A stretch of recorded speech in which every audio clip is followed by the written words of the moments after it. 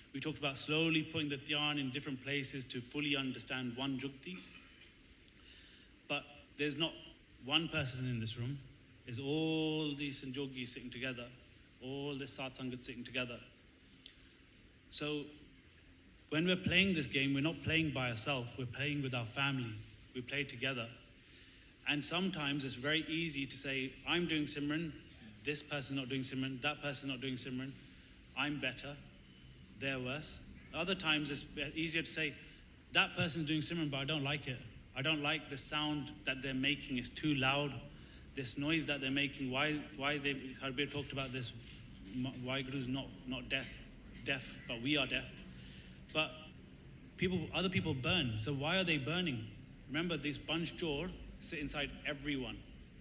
Not only do they sit inside each person, they pushed each person's natural state to either Sattvagun, Rajagun, Tamagun. So your natural persona, your personality has become this way.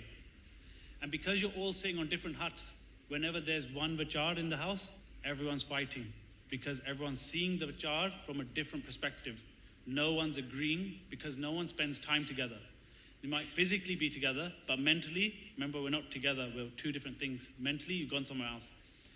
So not only have we got that to deal with, we have to deal with the fact that everyone inside the household may be sitting on different huts. The dunya itself, whole of Bhavsagar, is also being played by kaal, and the Panch Chor play the whole dunya. So not are we only managing our family, we're also managing all of society and the impact it can have on our mind. So very important to start to at least recognize, what game am I playing? I'm playing a game, and if this game's being played through me and I'm doing my Simran, I'm starting to control the mind, why am I getting angry? Because someone else may be in the house saying things to me that are making me burn. But it's not them, they've gone to sleep. So the condition of the mind when the mind is sitting inside Bhavsagar is sleep. So if the mind's asleep, who's talking? Kam, Krodh, Lobh, Moh, Hankar, they're talking.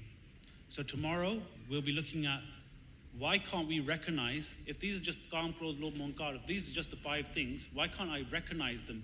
I spent all my life with these things, why can't I recognize? Tomorrow we'll look at this in more detail, where we'll say, why do they change their state? They change how they behave with you in Tamogun, they change their relationship with you in Rajogun, and then they change the relationship with your family in Sattvagun. They change everything. They change who they are, so you can't recognize them. So it's very important, when we go home, we recognize that we're all Sanjogis. We heard pyar for each other through so many lifetimes. We didn't just turn up today. So many lifetimes got to this point. We have Sanjogis, we have love for our families for so many generations, so many life forms, that we have to help them do Simran, and we have to have them do Simran together. So when the family does Simran together, it's much, much, much more easier to not only get dhyan, like have more focus, but it's more easier for you to have a lifestyle around Sikhi as well. So it's very, very important to recognize that this state that exists, this game that we're playing, is not a game for me, it's a game for my family, it's a game for society, it's a game for the whole dunya. And it's also recognized, as I'm speaking, is my mind inside this body, or is the mind outside the body and someone else speaking on my behalf? Very, very important to understand these basic constructs. So what we tried to do today, as you understand, the camp is for 4 days, and as Paisa was talking, some of these concepts are very complex. So having sometimes visual aids to see what these things look like, I'm a very visual person, helps me to identify where these things exist. Tomorrow we'll be looking at, where does Bhavsagar exist inside the body? So if it's inside the body, where is it? And if I'm not allowed to be in Bhavsagar, where should I be? And what does that state look like? What does it feel like? What opportunities do I have there? What traps exist there? So we're going to be looking at these things in more detail. But we only have 10 more minutes now. Before we go, it's very important to make sure that you're not only getting gyan, you're also doing the actual kamai as well. So most important thing is, don't get so much gyan and thirst for so much gyan that you've actually forgot to do the practical. So that's why in all of the programs you've seen today, the programs you see for the next few days, there'll be a mix of both practical and knowledge as well, gyan. So it's very important.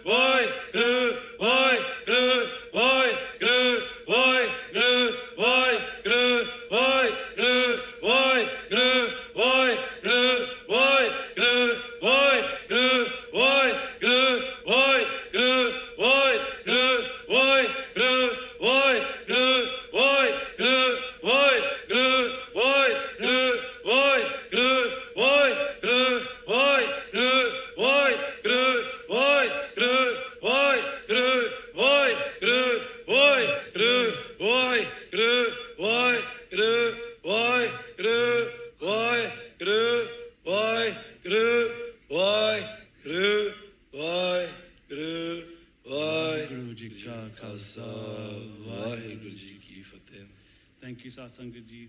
Any mistakes or any mispronunciations and anything that offended anyone, please forgive us. We're only students, we're still learning ourselves.